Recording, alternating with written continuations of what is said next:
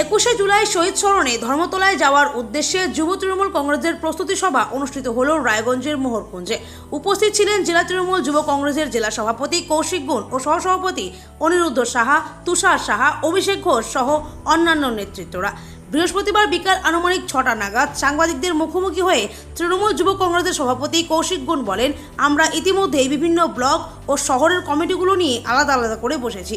এই দিনের সভায় আমাদের জেলা কমিটির নেতৃত্বরা এবং বিভিন্ন ব্লক ও শহর কমিটির সভাপতি, সহসভাপতি ও জেলার গুরুত্বপূর্ণ যুব নেতৃত্বরা আমরা আজ থেকেই ধর্মতলার উদ্দেশ্যে যাত্রা শুরু করব।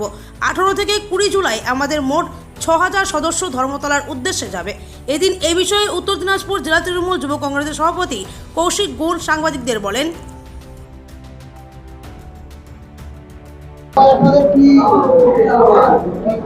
আজকে আমরা উত্তর দিনাজপুর জেলা তৃণমূল যুব কংগ্রেসের পক্ষ থেকে আমরা এখানে রায়গঞ্জ মোহরকুঞ্জ ভবনে বসেছিলাম।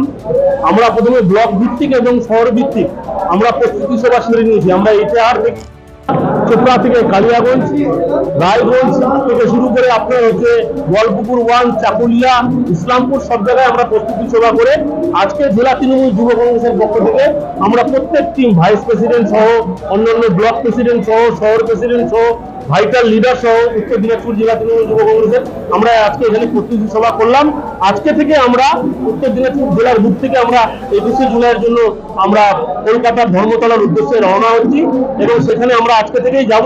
আজকে 18 তারিখ, 19 তারিখ, 20 তারিখ এই 3 দিন আমাদের বিভিন্ন জায়গা থেকে, জেলার বিভিন্ন প্রান্ত থেকে, কেউ বাসে, কেউ ট্রেনে, কেউ ছোট গাড়িতে, প্রত্যেকজন ধর্মতলার উদ্দেশ্যে যাবে নেত্রী মমতা বন্দ্যোপাধ্যায় এবং নেতা অভিষেক বন্দ্যোপাধ্যায় বার্তা শুনতে। আমরা উত্তর দিনাজপুর জেলা তৃণমূল যুব কংগ্রেস পরিবার, আমরা 6000 যুব তৃণমূল কংগ্রেসের সৈনিক নিয়ে আমরা ধর্মতলায় ঘুরে যাব।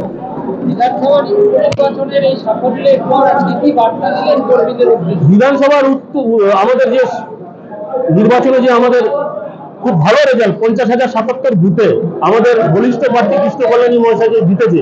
আজকে রায়গঞ্জের ব্লক সভাপতি, শহর সভাপতি, যুব তৃণমূলের প্রত্যেকে উপস্থিত ছিলেন।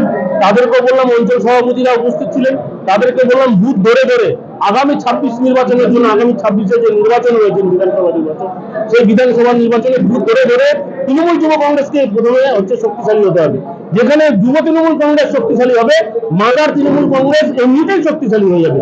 মাদার, যুব, মহিলা, ছাত্র, এই 4টা উইংস আমরা যদি একসাথে কাজ করি, তাহলে তৃণমূল কংগ্রেসকে, মমতা বন্দ্যোপাধ্যায়, অভিষেক বন্দ্যোপাধ্যায়কে এবং ঘাসের উপর জোড়া ফুলকে কেউ সরাতে পারবে না, কেউ হাঁটাতে পারবে না।